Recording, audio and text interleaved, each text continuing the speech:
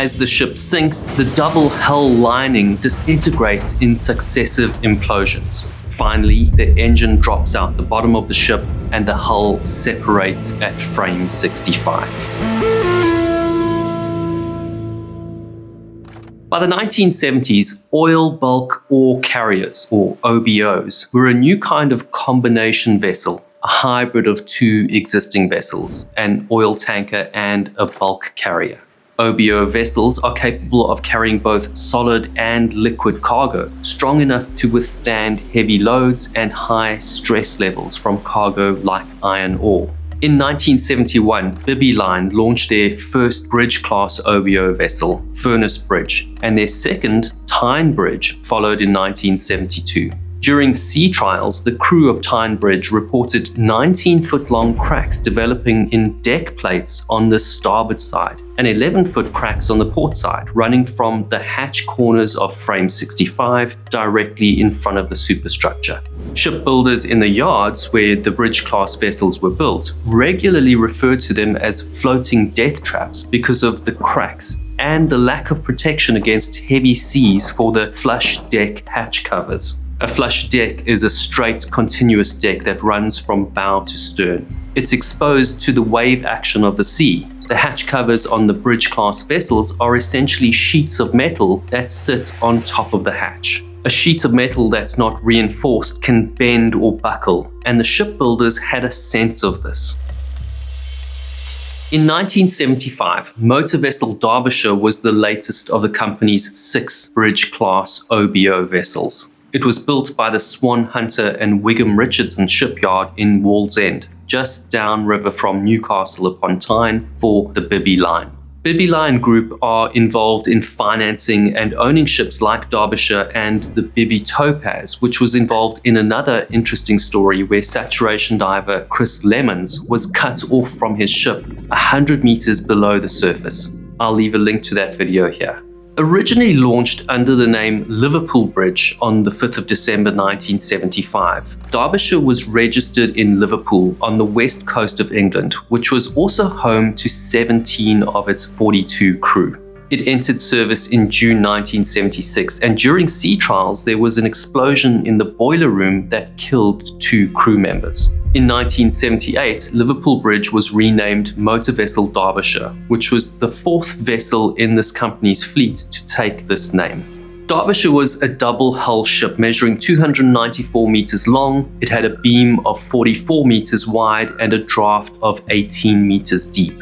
A double hull means the ship is constructed with an outer hull to meet the sea. There's an air gap and another inner hull to hold the cargo.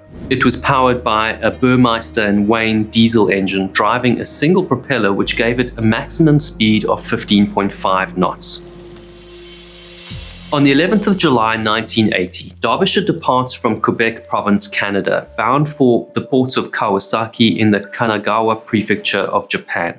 It's under the command of Captain Geoffrey Victor Underhill, a senior captain of Waterline. On board is an experienced crew of 42 officers and seamen, together with the wives of 2 of the officers. Derbyshire is fully loaded with a cargo of 157,446 tons of iron ore. Of the 9 cargo holds, numbers 2 and 6 are empty.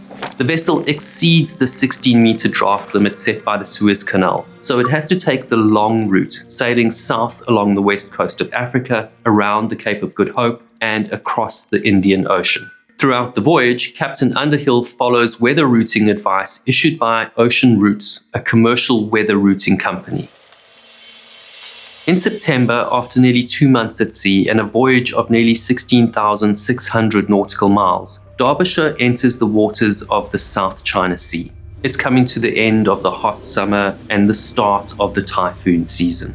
It's difficult to predict the course of typhoons, and so they're closely watched using satellite, aircraft, and radar to monitor their erratic behavior. As Derbyshire enters the South China Sea, Typhoon Orchid is raging across the ocean. It's rated as a Category 2 typhoon with winds in excess of 95 miles per hour. Waves are consistently over 10 meters, and some rogue waves reach 30 meters. Visibility is severely limited because of the heavy driving rain and spray blowing off the wave crests. On the 7th and 8th of September, Derbyshire is some 250 nautical miles northwest of the eye of Typhoon Orchid. Captain Underhill sends a message to the Bibby Line's head office to say that the high winds and wild sea conditions are making it impossible to alter course to avoid the storm center. If a ship is already heading towards high wind and waves, then turning away can be dangerous. The side of the ship acts like a sail and catches the wind and the waves. If the ship gets into a position that is beam onto the wind and waves, which means the side of the ship is exposed, then the wave action could roll the ship.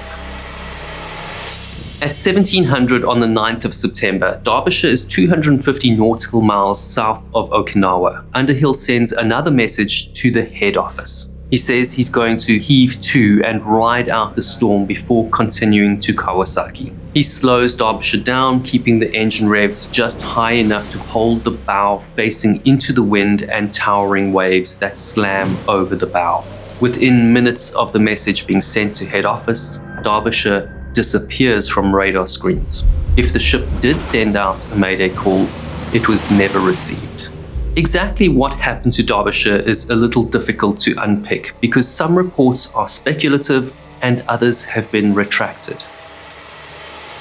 On the 13th of September, Bibby Line head office haven't heard from their ship for 4 days, and so they notify the local authorities and ask them to launch a search for the ship. The search gets underway 2 days later on the 15th of September. 2 Air Force planes and 2 Navy patrol vessels scan the area of Derbyshire's last known location.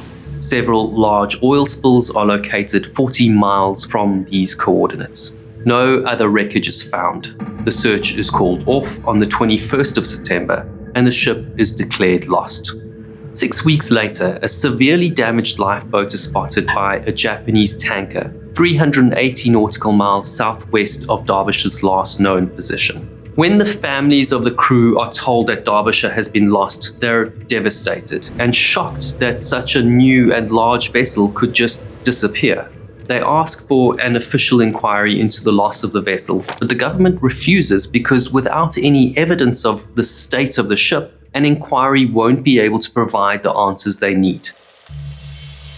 The families form the Derbyshire Family Association to lobby the government for a formal investigation. One of their members, Peter Ridyard, the father of the 4th engineer on Derbyshire, is an experienced ship surveyor. He's convinced that a vessel as big as Derbyshire should not have sunk and starts his own investigation and collects information about damage to 2 other bridge-class ships. He finds that there's a common problem with cracks in frame 65.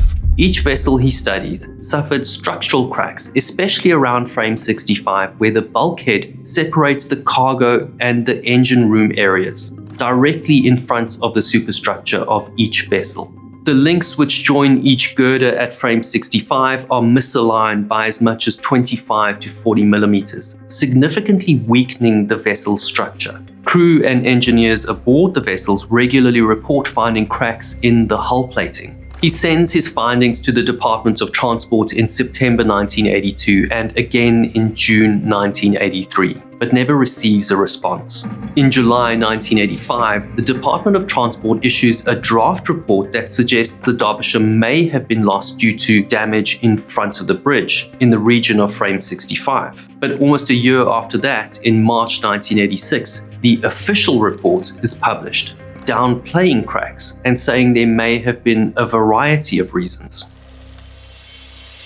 On the 18th of November 1986, another bridge-class ship, the Kowloon Bridge, develops severe deck cracks at frame 65 while crossing the North Atlantic and takes shelter at anchor in Bantry Bay Island. 2 days later, it drags its anchor, heads to sea again, then loses its rudder and runs aground on rocks in the South Irish Sea, which breaks its back near frame 65. After that, the UK government opens a formal investigation into the loss of Derbyshire between October 1987 and March 1988. In January 1989, almost 9 years after the loss of Derbyshire, they announced their findings, or lack of findings.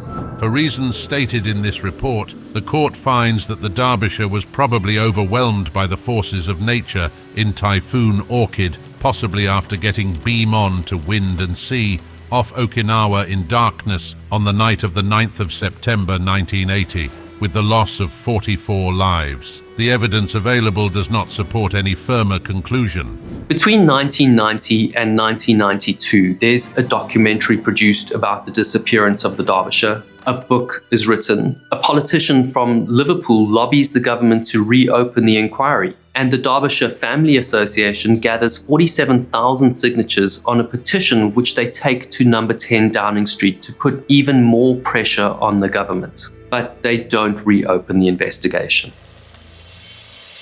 In 1994, the International Transport Federation, which is a global trade union, decides to get involved. They contract an American company, Oceaneering Technology, to search for Derbyshire. Oceaneering Technology charter a Japanese offshore search and supply vessel, the Shinkai Maru, for the expedition. At the time, this search is one of the most ambitious exercises ever carried out by a trade union. On the 29th of May, a team from the International Transport Federation, together with Oceaneering Technology's team on board Shinkai Maru, start their search in the area where the oil spills were located on the surface of the ocean almost 14 years earlier in 1980. This area of the South China Sea is approximately 4,200 meters deep. The teams deploy an Ocean Explorer 600 side-scan sonar, which is towed behind the ship 460 meters above the seabed. After just 23 hours, the sonar starts to pick up targets that could be wreckage of a vessel. They recover the side-scan vehicle and send down a remotely operated deep ocean vehicle to identify the targets.